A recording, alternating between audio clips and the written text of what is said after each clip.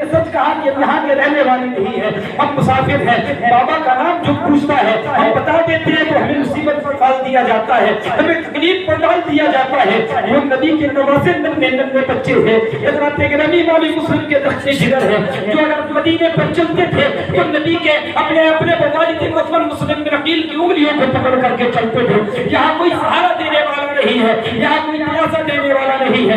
وہ کنیزہ کہتے ہیں بچوں بتاؤ تو صحیح کون ہو؟ وہ بچے کہتے ہیں حاکم سچ بولنے والے کے خاندان کے تھے، حق کے خاندان کے تھے۔ وہ بچے حق کہہ لیتے ہیں کہ ہم مسلم بن عقیل کے بچے ہیں۔ وہ کنیزہ کہتی ہے اے بچوں آپ گھبراؤ نہ، آپ پریشان نہ ہو، میں جس کی غلامہ ہوں، میں جس کی خادمہ ہوں، وہ اہل بیت سے محبت رکھنے والی ہے، میں بھی اہل بیت سے محبت رکھتی ہوں۔ اور پریشان نہ ہو، میں بھی اپنی غلام اپنی مالکہ کو لے کر کے آتی ہوں، اپنی آقا کو لے کر کے آتی ہوں، تم پریشان نہ ہو۔ حضرات گرامی وہ کنیزہ جاتی ہے اور اپنی مالکہ سے سارا کا سارا واقعہ بتاتی ہے۔ مسلم بن عقیل کے دو ننھے بچے ہیں، ایسا ماجرا ہے۔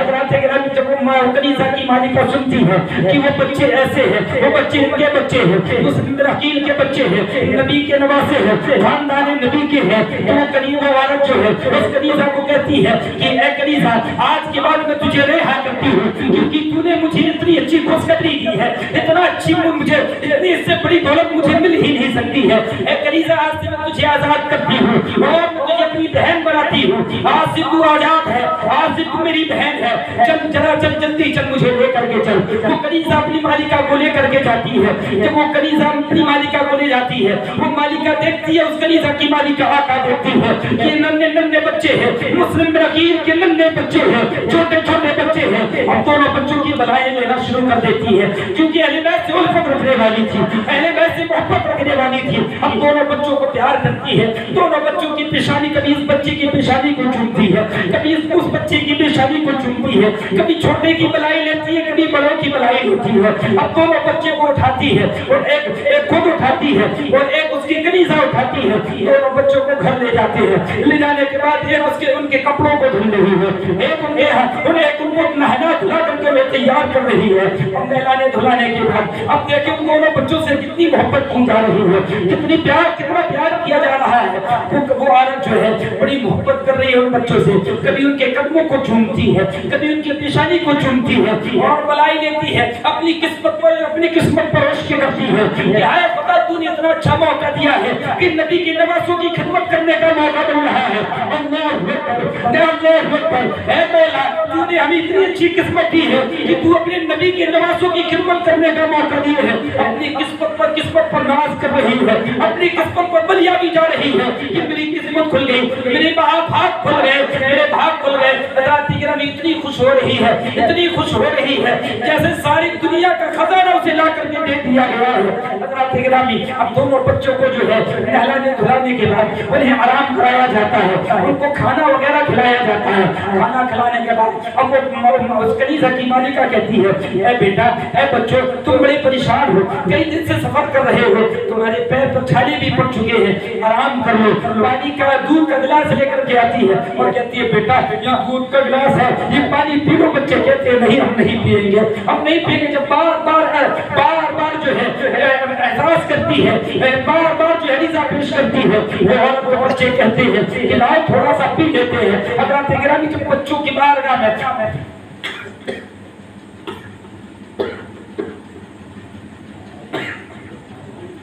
عریضہ پیش کیا جاتا ہے تو وہ بچے جو ہے رونا شروع کر دیتے ہیں۔ انہیں اپنی والدہ کا احساس ہوتا ہے، آنسو تو آتے ہیں لیکن آنکھ سے آنسو نہیں نکالتے ہیں کہ کہیں اس عورت کو تکلیف نہ ہو کہ ہمیں اپنی ماں کا احساس ہو رہا ہے۔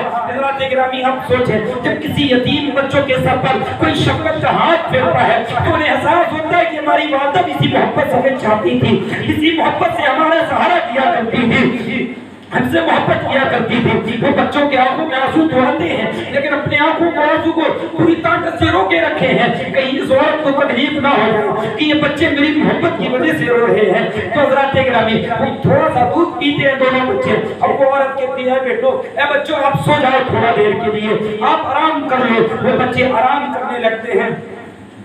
درشد پڑھیے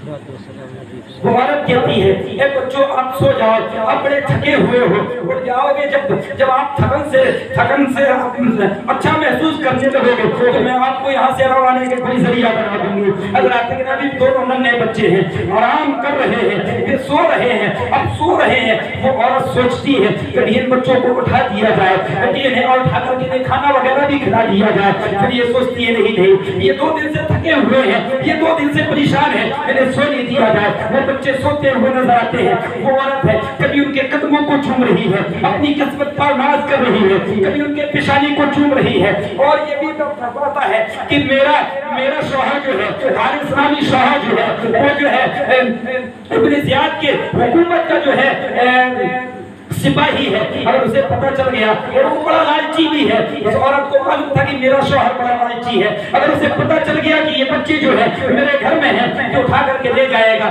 اب اس ڈر سے بھی خوف زدہ ہے کہ کہیں اس سے نہ پتہ چل جائے۔ وہ عورت کہتی ہے اے کنیزہ اب کسی بھی طریقے سے جو ہے اس طریقے سے معاملے کو پیش کرنا ہے کہ اس حارث کو پتہ نہ چلنا چاہیے یہ بچے یہاں ہیں۔ اسی طریقے سے دونوں بچوں کو سلا کر کے بچے سوتے ہیں، اب بچے سونے کے بعد دروازہ بند کر کے وہ کنیزہ اور اس کی عورت آتی ہے۔ اس کی عورت کہتی ہے کنیزہ حارث کو جو جلدی سونے کی عادت ہے، جیسے وہ آئے گا اسے جلدی کھانا کھلا دینا، کھانا کھلانے کے بعد جب وہ کھانا کھائے گا جلدی سو جائے گا تاکہ اسے پتہ نہ چلے کہ گھر میں بچے ہیں، اور جب وہ صبح کا وقت ہوگا کہیں نہ کہیں سے سواری کا انتظام کر کے ہم انہیں روانہ کر دیں گے، مدینہ منورہ پہنچ جائیں گے۔ جب یہ مدینہ پہنچ جائیں گے تو ہم کل میدان محشر میں فاطمہ الزہرا رضی اللہ تعالیٰ عنہا کے سامنے سرخری حاصل کر لیں گے۔ حضرات گرامی دونوں طے کرتے ہیں کہ جب حارث آئے گا کسی طریقے سے ہم کو جلدی سنا دیں گے۔ حضرات گرامی اس کنیزہ اس عورت کا شوہر آتا ہے، حارث آتا ہے، بہت رات دیر آتا ہے۔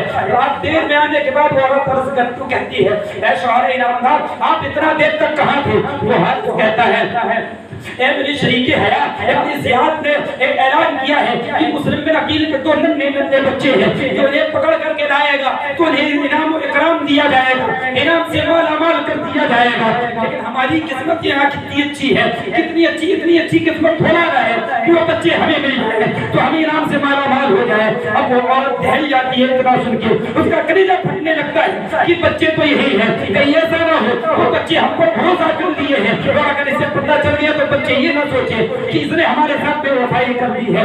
اب وہ دونوں بچے ہیں، چھوٹے چھوٹے بچے سو رہے ہیں۔ اب کسی طریقے سے اس کے شوہر کو جو ہے وہ حارث کو کھانا کھلا کر کے سلا دیا جاتا ہے، سو جاتا ہے۔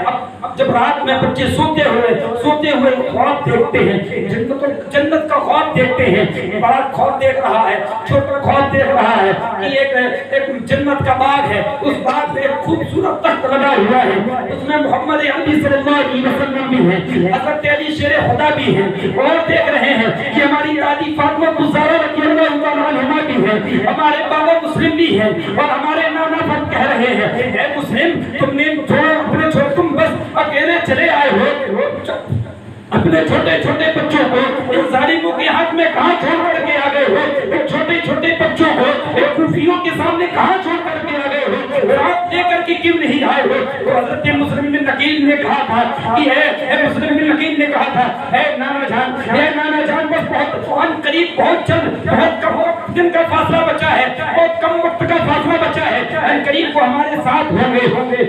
جب یہ خواب دیکھتے ہیں دونوں بچے تو اٹھتے ہیں اور رونا شروع کر دیتے ہیں۔ اب بڑا جو ہے چھوٹے کو لپٹ کر کے رو رہا ہے، چھوٹا جو ہے بڑے کو لپٹ کر کے رو رہا ہے۔ محمد جو ہے ابراہیم کو اٹھاتے ہیں اور اپنے سینے سے چپٹا لیتے ہیں اور روتے ہیں اور چیخیں مار کر کے روتے ہیں اور کہتے ہیں بھائی اپنے بابا کو سب خواب میں دیکھا ہے۔ چھوٹا کہتا ہے ہاں بھائی جان میں نے بھی بابا کو خواب میں دیکھا ہے۔ بڑا کہتا ہے محمد کہتے ہیں اے بھائی اب ہمیں چلنا ہوگا۔ چھوٹا کے چھوٹے کہتے ہیں بھائی جان کیا پھر ہمیں چلنا ہوگا، کیا پھر ہمیں دوڑنا ہوگا، کیا ہمیں پیدل چلنا ہوگا؟ بھائی جان اب چلنے کی طاقت نہیں ہے، بھائی جان اب ہمیں دوڑنے کی طاقت نہیں ہے، بھائی جان کیا پھر ہمیں دوڑنا ہوگا، بھائی جان کیا ہمیں پیدل چلنا ہوگا، بھائی جان کیا پھر ہمیں رات کی پڑھائی پر چلنا ہوگا؟ ابھی تو رات ہے اور رات کے سناٹے پہ کچھ دیکھے گا بھی نہیں، بھائی جان ہم کیسے سفر کریں گے؟ بڑے کہتے ہیں محمد کہتے ہیں بھائی ابراہیم اب ہمیں دوڑنے کی ضرورت نہیں ہے، اب ہمیں جو ہے چلنے کی ضرورت نہیں ہے۔ اے بھائی میں نے خواب دیکھا ہے، میں نے خواب میں نانا کو دیکھا ہے، میں نے خواب میں بابا کو دیکھا ہے، میں نے خواب میں دادی فاطمہ को देखा है। नाना फरमा रहे थे कि ऐ बाए मुस्लिम, तूने अपने बच्चे को लेकर के क्यों नहीं आया है, तू अकेले क्यों चला आया है? तो भाई ऐ छोटे, ऐ इब्राहिम, मेरे ख्वाब में देखा है। बाबा कह रहे थे कि ऐ नाना जान, ऐ रसूल अल्लाह, ऐ नाना जान, हम करीब